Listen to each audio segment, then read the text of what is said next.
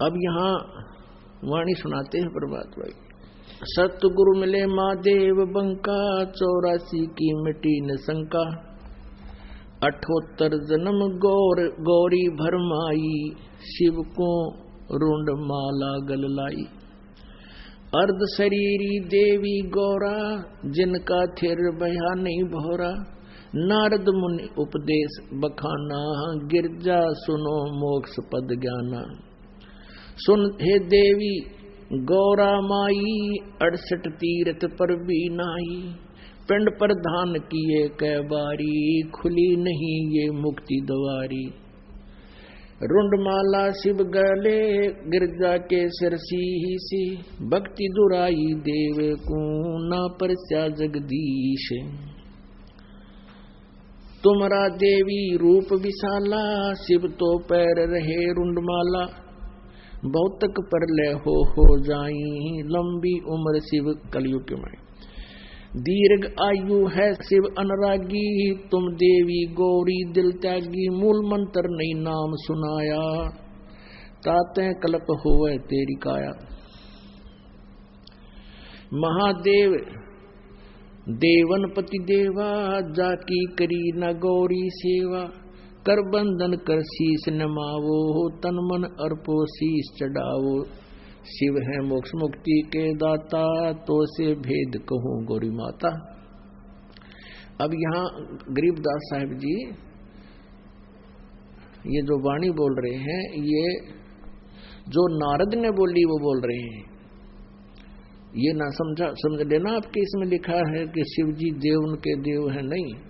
ये नारद जी की बुद्धि के सतर से बता रहे कि वो भगवान शंकर को देवनपति देव मान रहा था, सबका मालिक है।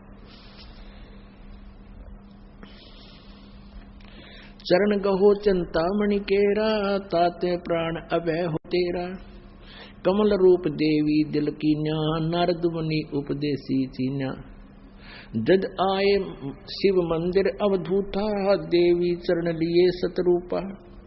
चरण पकड़ रोवत है बाला, मोरे शीस किए रुंडमाला। मोसे भक्ति दुराई देवा, मैं जानी नहीं तुम्हारी सेवा। मोसे भक्ति दुराई स्वामी, हमसे भेद कहो निज दामी। मैं अबला हूँ बाला भोरी, पार निभावो हमरी डोरी। पूर्व जन्म की कथा सुनावो, मूल मंत्र हम शिव गौरावो। मूल मंत्र महबूब का ईश सुनावो मोहे। जुगन जुगन पातक छूटत हैं दिल द्रोही। बोल रही भवसागर हम ही, मोक्ष मुक्ति के दाता तुम ही। शीश पकड़ सुन देवी बाता, को उपदेशी मिला विदाता। ये तो नाही ज्ञान तुम्हारा, हम सो भेद कहो परवारा। गिरजा कहे सुनो शिव स्वामी, तारण तरण आद घन नामी। नारद मुनि उपदेश समोदम, ज्ञान धान दीना ज्ञान ध्यान परमोदम। अब यहाँ जब पार्वती जी भगवान शिव के चरणों में गिरकर रोने लगी, तो भगवान शिव जी क्या कहते हैं? शीश पकड़ सुन देवी बाता, को उपदेशी मिला विधाता। पार्वती के सिर को छूकर भगवान शिव जी ने कहा कि मेरी बात सुनो देवी, ऐसा कौन भगवान मिल गया तुझे आज तेरी ऐसी बुद्धि बदल दी। ये तो ना ही ज्ञान तुम्हारा, हम सो भेद कहो परवारा। गिरजा कहे सुनो शिव स्वामी, तारण तरण आद घन नामी। नारद मुनि उपदेश सुमोदम, मेरे को नारद जी ने ये सारी बात बता दी। और दीना ज्ञान ध्यान परमोदम। अपुनात्माओं,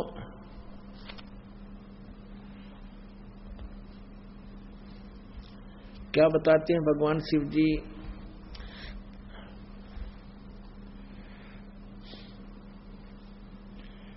बनखंड चलो गौरी दीवानी, पंछी सुने ना हमारी वाणी।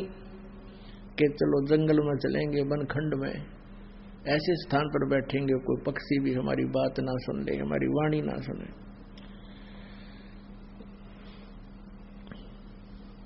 जहां एक सुख क्या तरवरता क्या, शिव को आसन तहां वहां राख्या। जहां एक गंध अंड तिस माही, जिस जानत है समृत साईं। बनखंड चलो गौरी दीवानी, पंछी सुने ना हमरी वानी। जब शिव कर से लाई तारी, उड़ गे पक्षी नर और नारी। अब क्या बताते हैं, आसन पदम लगाओ गौरा, मेर दंड सूदा कर भौरा। अब कहते हैं आसन पदम लगा पार्वती, और मेरुदंड को, मेरुदंड भी कहते हैं इसी को, बैकबोन को, रीढ़ की हड्डी को, कि इसको सीधा कर ऐसे।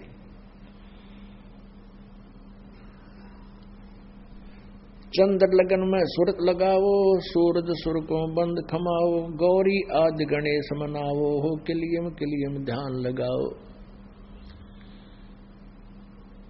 प्रथम मूल कमल को जानो, चतुर्पंखड़ी लाल बखानो। ये प्रथम कमल है, मूल कमल जिसको बोलते हैं।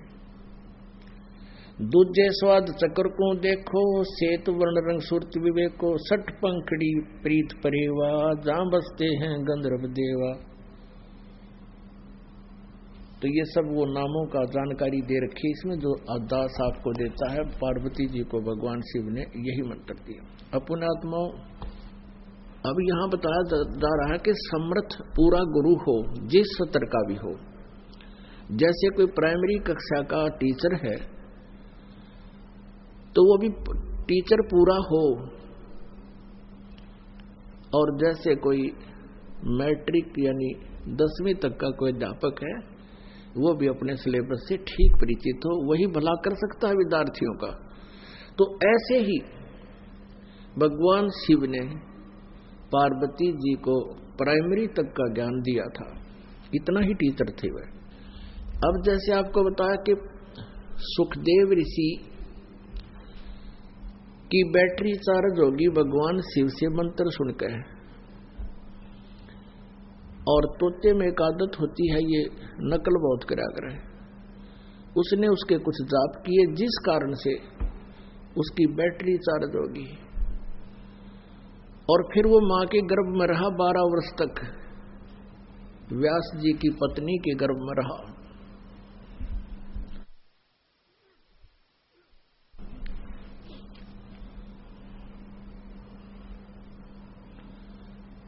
उधर से ब्रह्मा विष्णु और शिव जी को चिंता बन गई कि अभी 9 महीने के अंदर बच्चे का जन्म हो जाना चाहिए, और व्यास जी की पत्नी के गर्भ में सुखदेव है, वो आत्मा है, वो अभी बाहर नहीं आया है। और ये तो एक परंपरा बिगड़ जाएगी यदि माता गर्भ में, ये तो 9 महीने में दुखी हो जाती है बच्चे को 9 महीने गर्भ में रखने में ही। 12 वर्ष तक मां के गर्भ में बच्चे रहेंगे तो बहुत परेशानियां हो जाएंगी, परंपरा बिगड़ेगी। भगवान शिव गए फिर बाद में कि इन ब्रह्मा और विष्णु ने कहा कि आप ही ये काम कर सकते हो, उसको निकालो जाकर, और आप ही के कारण इसने ऐसा शरण मिली है, ऐसी शक्ति मिली है। भगवान शिव वहां गए कि व्यास की पत्नी तेरे पेट में मेरे ज्ञान का चोर है, मैं उसको खत्म करूंगा, मारूंगा। तो व्यास जी भी आ गए। व्यास जी ने कहा भगवान आओ, धन्यवाद हमारे आपका आगमन हुआ, आप कैसे आए?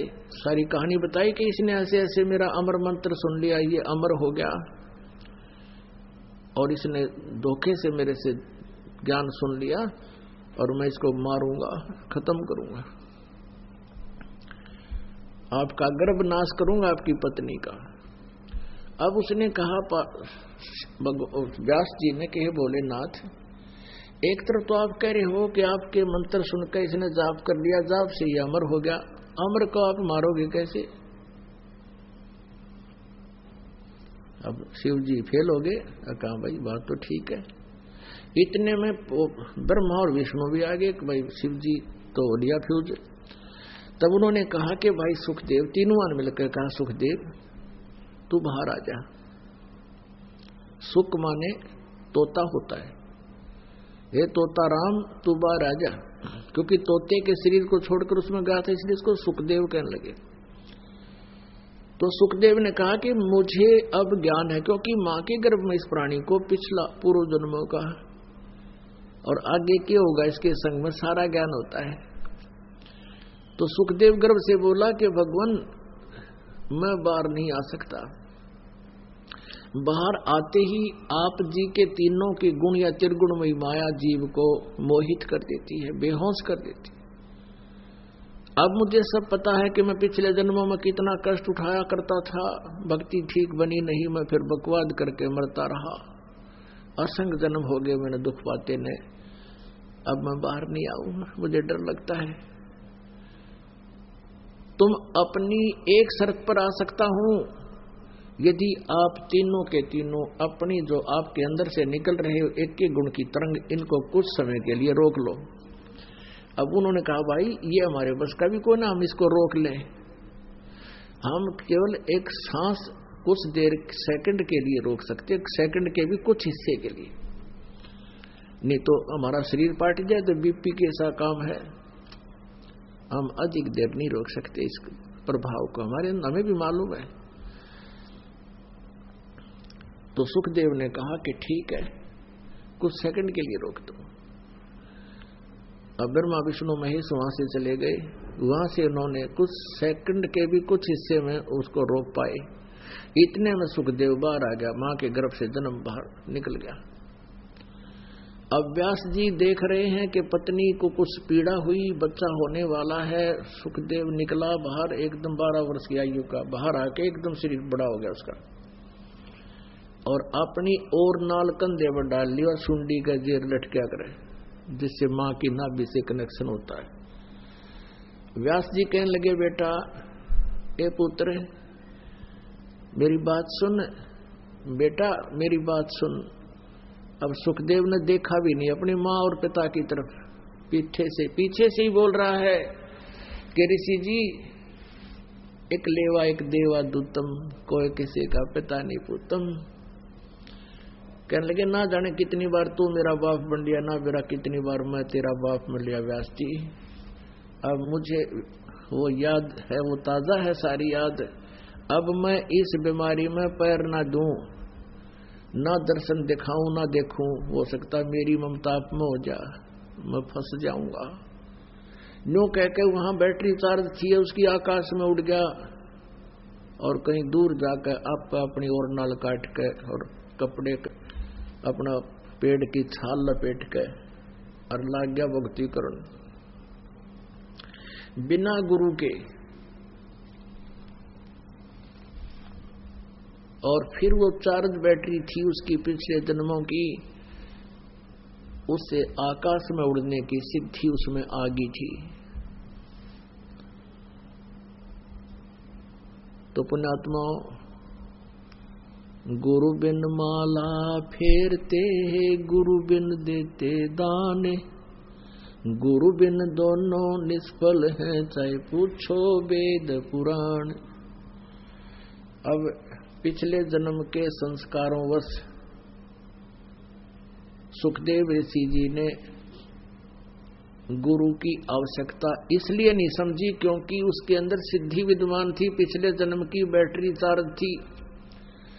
पुण्यात्मा आप देखते हो कि किसी गांव में किसी संत का कोई मंदिर आश्रम बना हुआ है, यादगार बनी हुई है, उसकी क्या लीलाएं हैं कि ये संत जी छोटे से थे तभी से इन्होंने ऐसी चमत्कार कर दिए थे, ऐसा कर दिया था, वहां ऐसा कर दिया था। अब वो पिछले जन्म के पुण्यकर्मी साधक सिद्धि वाले थे, अगले जन्म में वो सिद्धियां कुछ बैटरी चार्ज थी और वो सब खत्म होली, फिर वो क्या बन गए, अब वो वहां भोग लगाते हैं, वो मंदिर में बैठ कर भूत बन गए, वो भूत बन गए। तो ऐसे ही ये सुखदेव ऋषि आकाश में उड़ जाता था, एक कॉमन स्वर्ग है उसमें पहुंच जाता था। वहां गए व्यक्ति कोई आम व्यक्ति तो होता नहीं, तो सब ऋषि महर्षि वहां देवता उसका आदर करते थे, बड़े पहुंचे हुए महापुरुष हैं, देखो यहाँ आकाश से उड़कर स्वर्ग में आ जाते। इसी धोखे में एक दिन सुखदेव जी विष्णु जी के लोक में चला गया। विष्णु जी के लोक में जब ये पहुंचा तो इसने स्वर्ग में जाने की इच्छा व्यक्त की। वहां के स्वर्ग में, विष्णु लोक के स्वर्ग में। स्वर्ग क्या चीज है? प्रत्येक शहर में जैसे रेस्टोरेंट होते हैं, आजकल समझना बहुत आसान है, जैसे प्रत्येक शहर में सरकारी ये बने हुए हैं टूरिज्म,